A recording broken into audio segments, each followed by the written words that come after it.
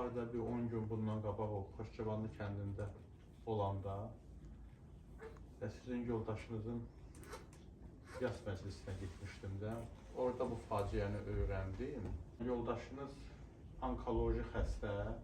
Belə bir vəziyyətdə ona xəbər verilir ki, sizi də maşın vurub burada, Sahil qəsəbəsində. Və o xəbər ona veriləndən sonra sağlıq xəstəliyi tutub qorxudan və 10 gün içərisində də rəhmətə gedib. Siz də burada neçə aydır? Yanvarın 19-u olmuşam. Yanvarın 19-undan bu günə qədər də siz də bax beləcə bir ağır bir vəziyyətdə. Yəni böyük bir ailə faciəsi. Yoldaşınız orada bax belə bir rəhmətə gedib, siz də burada belə bir vəziyyətə düşmüşsünüz. Özüm də şəhid bacısıyam. Zeynalov Bədəl babası oğlu. O birinci Qarabağ müharibəsində həlak olub. Siz də həmin şəhidin bacısıyım. Kürdəmir şəhididir. Bəli. Bu ərazi nə adlanır? Qaradağ rayonu Sahil qəsəbəsi stansiya Qaradağ.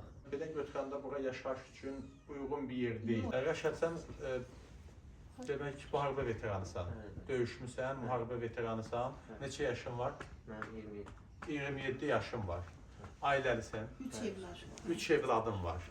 Taksidə işləyirsən. O da ki, rəsmi iş deyil də, elə bir arenda maşın kimi işləyir. Sosial yardıma müraciət eləmisən? Sosial yardıma xeyr. Hələ sən normal sosial yardıma eləmək üçün də sənə rəsmi iş yerin olmalıdır. Rəsmi iş yerim olmalıdır, yoxdur. Rəsmi iş yeri, yoldaşın da işləmir. Yoldaşım da işləmir. Yoldaşın da rəsmi iş yeri yoxdur. Yox, Adınıza torpaq var. xeyr. Heç nə yoxdur. Məşğulluğa da müraciət edəcəksiniz. Mən də müraciət edəcəm. Oradan da heç bir xəbər olmayacaq. Həkim nə deyir? Siz qalxa biləcəksiniz.